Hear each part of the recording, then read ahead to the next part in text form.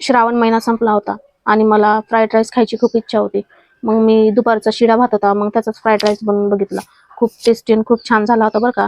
तुम्हाला पण ट्राय करायचं तर ही रेसिपी पूर्ण बघा आणि सांगा मला कसं होतंय म्हणून. तुम्ही पण ट्राय करा. एका कढईमध्ये थोडंसं तेल टाकून 2 अंडे फ्राय करून घेतले आहेत आणि ते एका प्लेटीत काढून घेतले. जर तुम्ही व्हेजिटेरियन असाल तर मग तुम्ही नुसतं भाज्या टाकून सुद्धा हे फ्राईड राईस करू शकता. खूप टेस्टी लागतं बरं का. मी ते एका कढईत थोडंसं तेल टाकून ढोबळी मिरची आणि कांद्याची पात बारीक चिरलेली टाकून घेतली आहे. आता हे चांगलं थोडंसं म्हणजे शिजेपर्यंत फ्राय करून घ्या.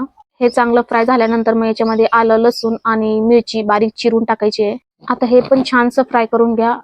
नक्षच्या पप्पांना पण हा फ्राईड राईस खूप आवडला होता. ते बोलत होते की हा फ्राईड राईस सेम हॉटेलसारखा झालेला आहे. म्हणून म्हटलं ही रेसिपी तुमच्यासोबत शेअर करावं. जर आवडली असेल तर नक्की लाईक आणि कमेंट आणि शेअर करा बरं का.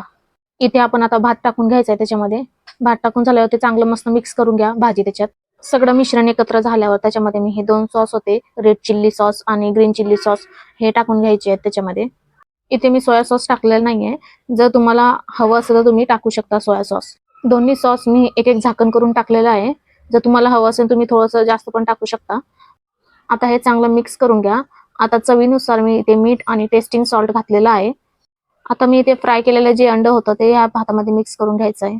आता हे मस्त असं मिक्स करून घ्या. मिक्स करून झाला आपला झाला फ्राईड राईस. ही रेसिपी नक्की ट्राय करा. तुम्हाला पण खूप आवडेल. Bye bye.